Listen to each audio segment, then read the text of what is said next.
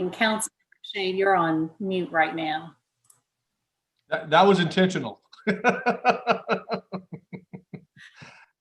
I was taking a phone call.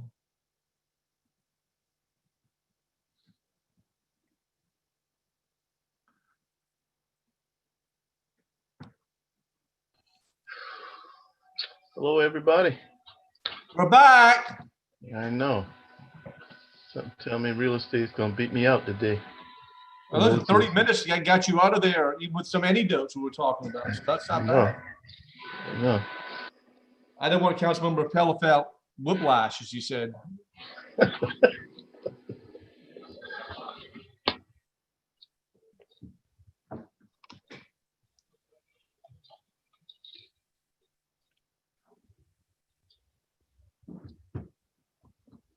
Let's give a few minutes for the mayor. That's all. It's like everybody's here.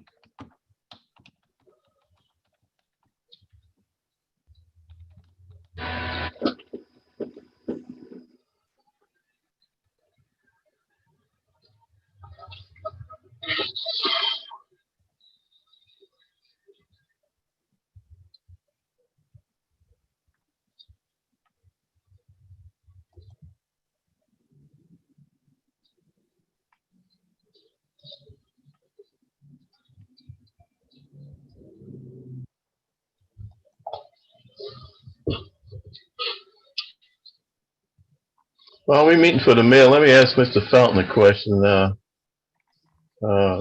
Matt, can you unmute yourself? I can. You know, when you come across the back West Ashley, across the Ashley River Bridges, and you veer right to go to St. Andrews Boulevard, during the flood tide, you know, it gets a pretty good low coverage there. You have to block it off. Yes. Yep. We got any plans for that area? We don't. That one's a little bit trickier because that's sort of like right in a core DOT highway rather than a city road. Mark Wilbert and I have talked about that one a little bit because it is challenging, low wet area, but it's not one we spent a lot of time looking at yet. Okay. All right, we got everybody on. Thanks. Let's call the meeting to order, and I'm gonna ask for Councilman Shaheed to bring a few words. Thank you, Mr. Chairman. And ladies and gentlemen, as we prepare to celebrate this annual ritual we call Thanksgiving Day in the United States, we call into mind those who came before us. We are a country of immigrants, and we were a country that came because there was an opportunity for us to grow, to free ourselves from intolerance, to free ourselves from persecution. Some of us came over here involuntarily. We have our brothers and sisters who to thank for the many gifts that they have given us and the great diversity of our country and our community. And on this Thanksgiving Day, it's a special day for many of us to give thanks for the many blessings that the good Lord has given us. And we ask God's blessing on us individually. We ask blessings on our city, on our state, and our country. And we ask for a peaceful and orderly transition of power come January 2021. God bless us all. Amen. Thank you, Councilman. All the minutes being deferred, we're down to temporary encroachments. Mr. O'Brien, anything unusual that need to be highlighted? Mr. Chairman, we have item E. We have 2 letters for DOT notification. Oh yeah, I'm sorry, I skipped past that. Thank you. No. They're both for the same thing. One is at 1063 Morrison Drive, and the other at 735 King Street. And this is for the horse track pattern, which goes in the driveways, which is the Belgian block looking stamp that they put in there. So that's we will recommend that we take over maintenance of those driveways, and that's all we have on those two. Okay, is there a motion for acceptance? So move. Properly moved and, you got a second out here? Anybody gonna second the motion? Second. Okay, all right, good, thank you. Properly moved and second. Any discussion? Hearing none, all in favor, please say aye. Aye. Aye. Any opposed? And that motion was for E1 and 2, wasn't it? Correct. Councilman? All right, good, thank you. Now, temporary encroachments, Mr. O'Brien. No, sir, Mr. Chairman. All these are pretty standard. We've got some fences, a right angle sign, and irrigation. They've all been inspected and approved and recommended, and we're giving this as information to the committee. Okay, good, thank you.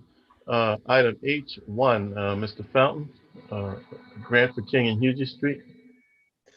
Yeah, thank you, Mr. Chairman. So this is approval to apply for a Federal Emergency Management Agency, that's FEMA, HMGP grant for a 75-25 cost match on the King UG Drainage Improvement Project.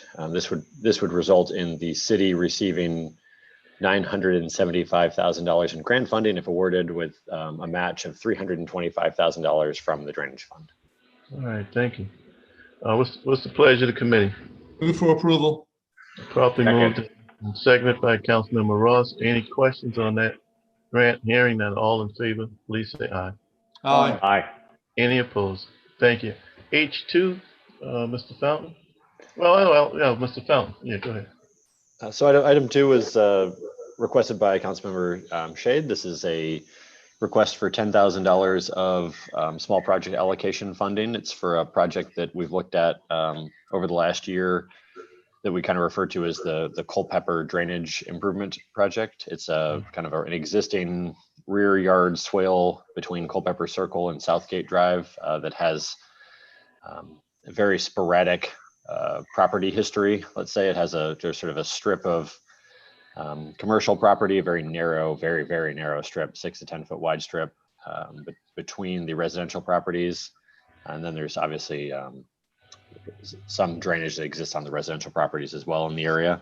So this is looking at survey work to try to establish where those property boundaries are.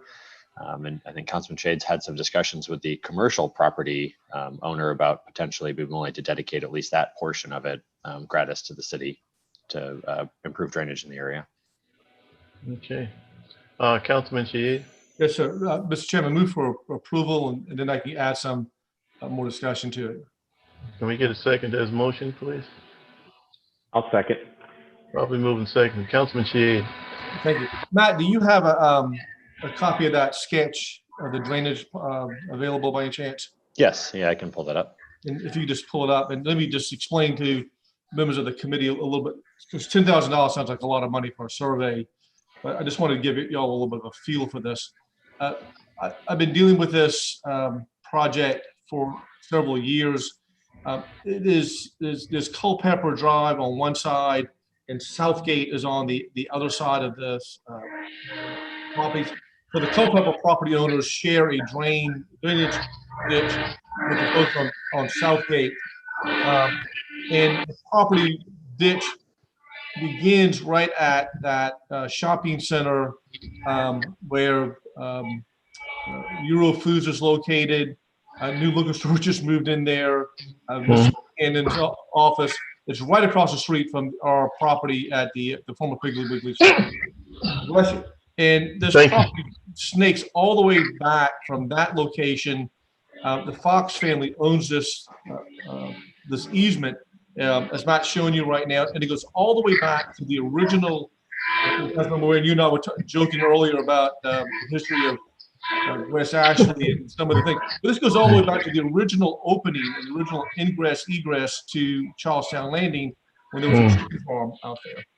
Well, over time, the city did not own this property, this easement, and people built sheds over this ditch. Trees grew up in it, and these properties along the line that Matt's showing in this sort of curly Q area when it rained, just on a bad rainstorm, they're probably got flooded and water came inside their homes. It went underneath the house, ruined air conditioning ducts. Some of the property owners did some remedial work on their own by adding French drains and sump pumps to clear the water out of that. I've talked to Charlie Fox, whose family owns this property, and he was unaware of the problem that was going on with all of this, and has agreed to work with the city to either grant us an easement or to give us the land, give us this property.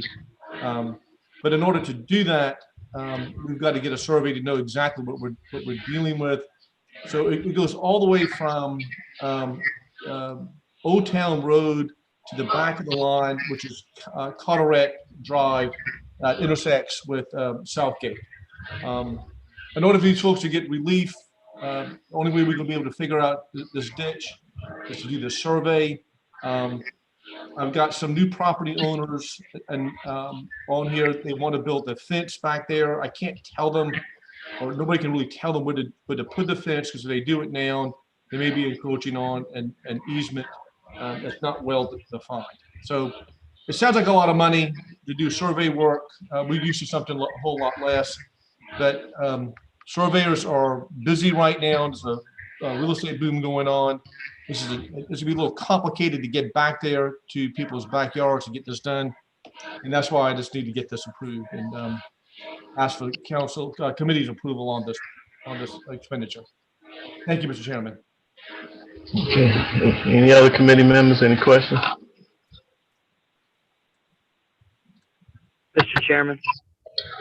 Councilman Griffin. Yes, sir. I think this is definitely an important project that needs to get done. I'm just wondering, where are we at with this whole drainage fund, with this money that we were allocating? Because I feel like I remember a couple months ago, we allocated some money for a couple of Councilmember Shahid's projects already. Was this on that project list, or is this an additional project? I think that's additional. I think that's additional project. Okay, It is additional. Okay, so what about all of the other projects? You know, we've allocated some money and we approved a couple of projects early, and where are we at with all of that? Mr. Fountain, can you address the projects that were, I guess, in the hopper, I guess? Yeah, certainly, Mr. Chairman. We did have a series of projects that were kind of addressed at the beginning or near the beginning of the calendar year. There have been a number of additional projects since then that we have either received requests for or developed at a staff level and added to the list. The current expenditures of this year's $1 million, we're standing at about $820,000 allocated. So we have roughly just a little bit less than $180,000 less left in this year's allocation. We did request another $1 million in the pending council budget for next year's allocation as well. There are still, obviously, as Councilman Griffin brought up, there are a series of other unfunded projects from the original list. Though the only unfunded projects remaining are there's a Belfast Road drainage improvement. There was a handicap ramp drainage improvement at Concord Street at Waterfront Park. There was a drainage improvement on Fort Royal, drainage improvement at Harborson for ditch stabilization, improvements for drainage and kind of the drainage in the sidewalk. So it's a drainage / sidewalk collaboration on Savannah Highway, and then a pipe rehabilitation program in Wagner Terrace, which we've actually performed a significant amount of that work in-house on the Wagner Terrace work so far. There certainly is easily another $50,000 worth of work out there, which is what the original allocation request is. But those are the only unfunded ones from that original project list at this point. Okay, and how have we had like AECOM look at this particular project and sort of prioritize it, how important it is? I'm worried about us, spending money right. I'm really worried about that. I honestly, I know $10,000 doesn't seem like a lot, but once we spend the $10,000 to get the survey work done, then we're committing that we're going to see this project forward, and we don't really know how much it's going to cost in the grand scheme of things. And just because we have some money left over from this year's drainage, small project drainage budget, doesn't mean we should spend it. Maybe might be a better thing to carry it over into next year, knowing that we're in dire financial shape. So I'm just wondering whether or not we've had AECOM look at this and kind of prioritize it, or how does it fit into the overall plan? It's a good question. So we are currently going through using the prioritization system we developed with AECOM to score and prioritize kind of all these different projects that we've identified. But that work is still ongoing. It'll probably be at least another month for the scoring before that scoring is complete. Well, I would feel a lot more comfortable approving this money in a month when we know what the prioritization of it is. I'm just really worried about us, having people bring individual projects to the table and approving them right now when we need every dollar that we can to balance the budget. And we really don't know what next year's even going to look like. You asked for $1 million, but at this point we haven't voted on the budget. We don't even know if we're going to get that money yet. So, I feel kind of weary about proving money right now, this close to budget time moving into next year. Well, Councilman Griffin, let me just kind of point out now, this comes out of stormwater funds, not the general fund. So, no, I understand that, but I'm just saying all across the board, every project is going to be very crucial, and we're going to have a smaller pot of money than we've ever had before to get money out of. what I meant is our deficit right now, the stormwater budget is balanced. It's the general fund that we have the issues with. Right. Mr. Mayor, I see your hand up. Yeah, I wanted to ask Matt if he had, assuming you get the survey done, and I guess the next thing would be to get some easements, which is just a legal kind of thing. What is the projected real construction part of the fix here? And do you have any even ballpark on the cost of that eventual project? Yeah, it's a good question, Mr. Mayor. Part of the reason we were looking at doing the survey work is it very much depends where the ditch is within the way the land falls. That's the challenge on many of these kind of rear yard systems. If the ditch is sitting within that kind of property sliver that Councilman Shade has spoken to the owner, and they might be willing to dedicate it gratis, and we can go in and clean that up and open it up. There may be, relatively minimal additional resources. It depends if it's a tree removal or something. You might be at, $10,000, another $20,000. If it turns out that ditch is sitting outside of the property lines and we have to remove fences or we have to remove beds, that's where you would have a higher cost. And that's always part of the challenge of any engineering project, is it's hard to have a good cost estimate until you have done some of the engineering work.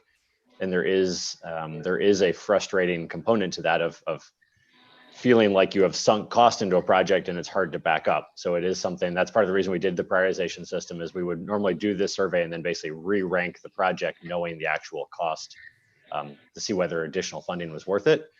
The upside of that approach, and that's what we're feeling good about, is that your kind of larger allocations of money get used for things that matter. The downside of course, using a prioritized system is that you do occasionally back off and not complete a project that you have spent some money on. And that can be a difficult thing sometimes, but it definitely is the right approach for major engineering project work. Right, but bottom line, this doesn't sound like some $1 million project. It's you get it surveyed and figured it out, and it, in the grand scheme of things, should be pretty reasonable in cost. Is that right? It would not be $1 million. If it did get to where we had to relocate a series of fences or remove a series of trees, you could easily climb up into that $100,000 to $200,000 range, which is where it does start to get much more expensive, obviously. All right, thank you. Councilman Appel. Yeah, to the mayor's point, we're not doing anything like buying out people's houses or doing anything like that crazy. So I just want to say that, this is exactly the type of infrastructure work we need to be doing right now. This is very reminiscent of a project that we've been working on ever since I've gotten onto council over in the Crescent, where we're trying to establish drainage ditches and easements where none have existed for, generations.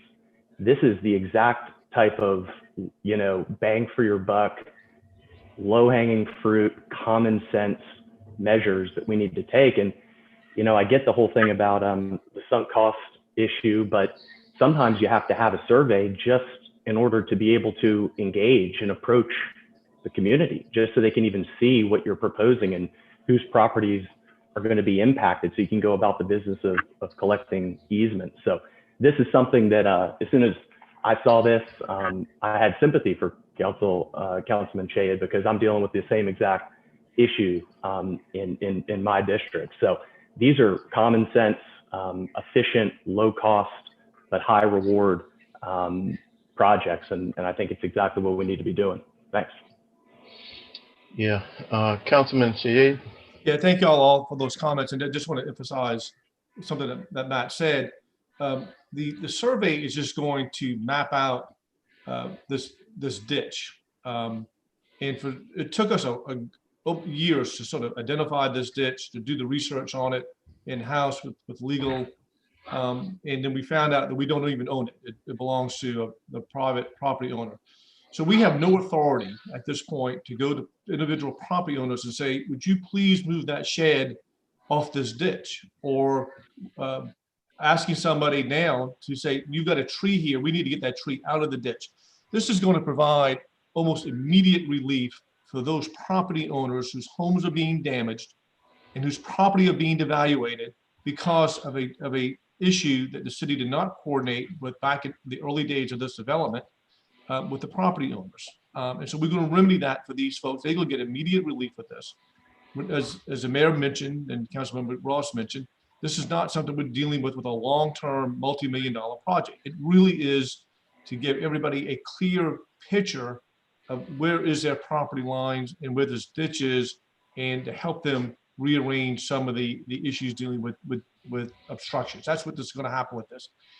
And if at some point down the road, which may be years down in the making, we need to do something more heavy duty with this, we'll address that. But right now, I just want these folks to have some relief on this, that have approached me on wanting to improve their property, and by putting up some privacy fences, which they're entitled to do in the backyard, but I can't advise them what to do at this point until this issue is being clarified as well. So I appreciate the support on this. Like I said, $10,000 sounds like a lot of money for a survey, but it really is going to have an immediate impact. And this is the intent of this $1 million small project fund, is to address exactly this kind of issue. So thank you, Mr. Chairman, and all those who have spoken in favor of this. Appreciate it. Thank you, Councilman. One of the things, if you remember, doing the stormwater budget, I brought up to Mr. Fountain whether we needed more than $1 million into this, these small project funds into 21, because the older areas of the city, in particular areas West Ashley, when a lot of those areas were laid out, stormwater, I don't even know if we had a stormwater department back then. So a lot of these areas, just like this one, didn't have a ditch. So if these people may be in the feeling of that, you know, they want to give up this easement on very low cost or possibly free. Yeah, I think we need to move forward, because we're gonna run into this again. Any of the older areas got the same problems. I'll call for the question, unless there are any final questions. I'll call for the question. All in favor, please say aye. Aye. Aye. Any opposed? Thank you. Thank you all very much. H3, Mr. Fountain, I see $500,000 down here a lot of times. Is that the same 500,000, or are they separate issues? So, Mr. Chairman, items, the next 5 items, items 3 through 7 are very related items. There are 2 separate task order contracts, which typically get referred to as like indefinite delivery contracts, where you're basically assigning or you're bidding a series of services, and contractors will come in and say, here are the unit costs for those services. And then basically when a need for those types of services comes up, you have kind of competitively bid costs, and you can use those contractors for up to $100,000 of work under a procurement code at a time, basically on these small small project work. This Is this one is a little related bit. to this? Is this related to the same area that was either 400 or 450 that we carried up to 500,000? So this is the same type of contract as that. The ones that we had at 450 that we brought to 500, that was for pipe cleaning. Basically our pipe cleaning contractors for all of the concrete and vitrified clay pipe throughout the peninsula. These are a little bit different. This is actually sort of a long running project that we have finally gotten to the point of this being our best contractual method to start. This is what we've referred to in the past as the Limehouse brick arch rehabilitation project. So this is the pilot project out of it's actually the 2012 stormwater bond funding for basically cleaning and rehabilitating and converting the brick arch system into a functional stormwater system on the peninsula. So we've talked about this before, that it's basically trying to convert what's currently a significant liability where we keep having these collapses and having to come in and do repair work, to say, let's basically systematically move through the arch system, stabilize it, clean it, stabilize it, and tie the surface drainage connections into it so that we will be able to basically build a storm drainage outfall system for roughly a third of the peninsula, but mostly the kind of the center and eastern sides of the peninsula, south, and then running most of the way north. The Limehouse brick arch is one that we had proposed starting with. We looked at a few different options on this. Basically, there's so much unknown and uncertainty work in the brick arches that the indefinite delivery basically lets you deal with it almost like a design build contract with basically Frank acting as our designer, and these on-call contractors acting as our builders, where they can go in and custom work that. So the first two, let me make sure I'm right. The first three items are for lining and repair work of those arches. And then the next two items after that are for the cleaning and inspection work. So it's two different skill sets and two different sets of contractors. This does not allocate $500,000 to each one of these projects. We still are constrained within the $1.8 million available within the budget for this work. It just allows us to allocate up to $500,000 to any individual contractor using those task order contracts. Okay. We have a motion on the floor. Councilman Shahid, you got your mute on. So move. All right. Can I move, or Councilmember Shade, okay, take 3 through 7 all together? Yeah, I'm sorry. I thought we were doing that. Move that we approve 3 through 7 as one item, Mr. Chairman. All right. There's a second out there. I second. Seconded by the mayor. Any more discussion on this? So Councilman Mr. Chairman, Shahid? Sure. and this is mainly for Matt. This is that system that we thought was long gone, and we stumbled upon this. And this is, I hate to use the word benefit, but I think it's sort of what it is. We're taking advantage of a very well constructed system done in the 19th century that is going to help us with our overall drainage improvement throughout through a specialized section of the city. Is that an accurate assessment, Matt? Yes, yeah, absolutely. The system was installed in the 1850s for a yellow fever epidemic. I think there had generally been an assumption that it had mostly collapsed and was non-functional. And as we've basically done mostly Mr. Newham has done repair work on it over the last 10 years, it's actually, we've realized most of it, despite the failures, a lot of it is actually in really good condition and is quite functional, other than we have some generally where we have some utility conflicts and things that have broken it. And the work there is basically going in and restoring the damage, which mostly has been done over the last 150 years. It's been quite a long time for damage to occur.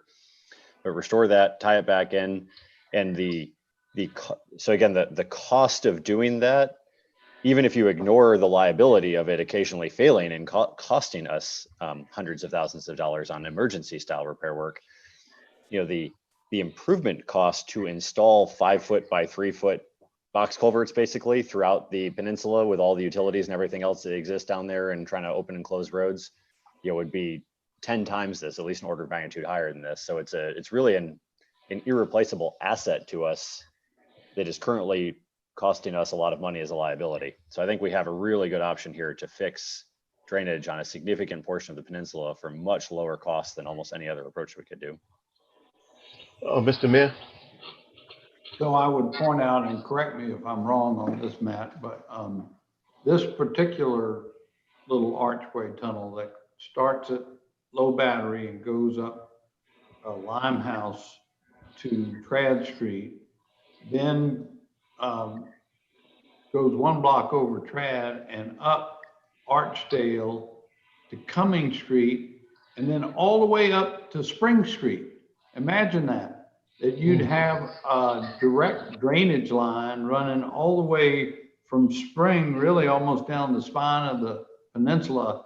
And when you get up to Cumming and Wentworth and Cumming and Morris Street, you've got some intersections up there that really flood out badly, even in this afternoon thunderstorm.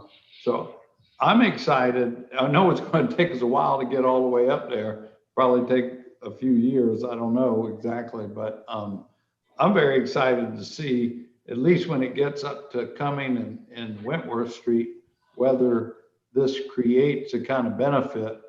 Oh, there's a map of it right there. So, Yep. So this section, Mayor, like you were saying, comes up, comes across, comes over on Trad, and then comes up Logan, and basically continues all the way up. You can see it just kind of keeps going up to the top of the peninsula. Spring being here, Spring and Cannon. And you can see the other streets, and this is a good map example too, that a lot of these are DOT streets. A lot of our conflicts are CWS conflicts, and it's another area where part of the intent of the pilot project is to try to come up with an approach to work with those two agencies to help fund and improve the drainage, instead of collaboratively, we'd all benefit so much from this work.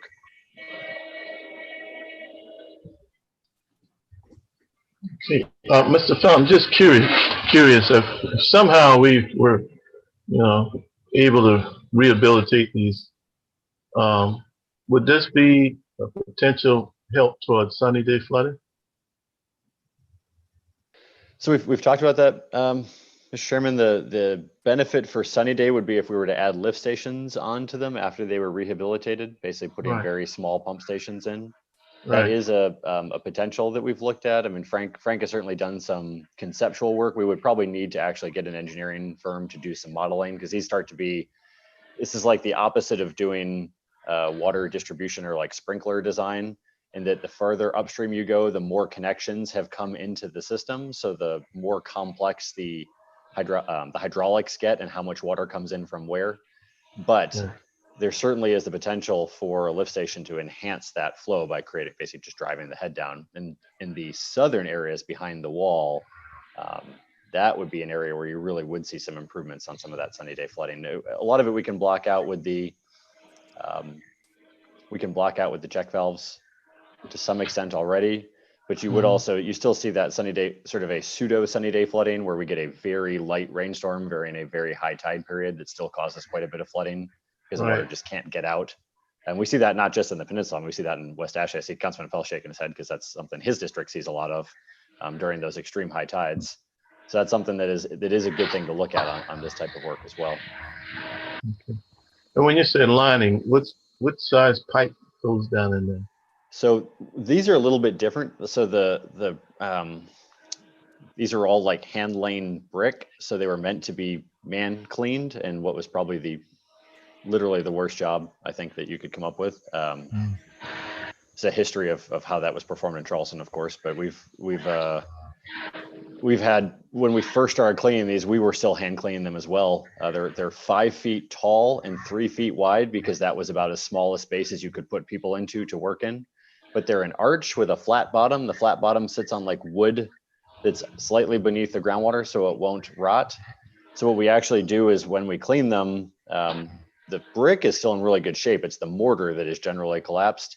So we'll put a wire mesh inside the arch, like custom shaped to the arch, and then apply shotcrete to it, which is basically you like shoot it with concrete out of a nozzle, which is where the high skill set comes in on these things. And Palmetto Gunite is the company that's done the most of the work for us down here. And that basically you almost create a new concrete pipe custom shaped to the shape of the arch within the arch. And that loses the least capacity to move water of any option. Wow. Pretty cool. Yeah. Any input from committee members? Let me call the question. All in favor? Oh, Aye. Aye. any Aye. opposed to this? No. Believe it or not, that's it for this meeting. Mr. Fountain, any last comments on issues that you think we need to inform the committee about?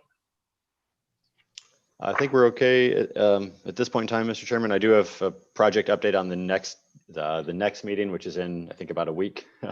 We'll touch base again and give just a very brief update on some of the projects. Certainly the Forest Acres one, I'm sure you've seen Playground Road under construction out there with AT&T doing their relocation. So that's probably the most exciting update right now, is that project is now actually underway with utilities relocating.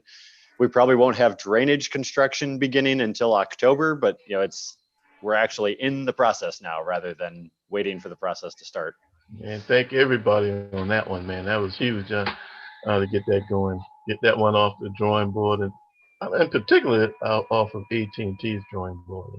Mr. Mayor, I got called from the state head for AT&T as well on that one last week. So I appreciate your input on that, and everybody on this committee, obviously Mr. Fountain and our people. So we're going to be poised once AT&T gets finished, Mr. Fountain. We're going to be poised to get going with the drainage part. We will. We'll have a bid contract, and we'll be ready to basically have that contractor start working as soon as AT&T is out of the way. And I see Councilman Appel raising his hand. He might be thinking that we have also started the Windermere Drainage Improvement Project and have surveyors in the field working on that project as well. And Councilman Griffin, next meeting, we will be bringing the contract with our professional services firm to start the Church Creek work. So there's a lot going on right now, a lot of really good stuff. There's a lot going on. I'm gonna come to Councilman Appel and then she. And I got to give Matt some props here in our ongoing quest to smooth out the bureaucratic red tape around stormwater outfalls into the marsh.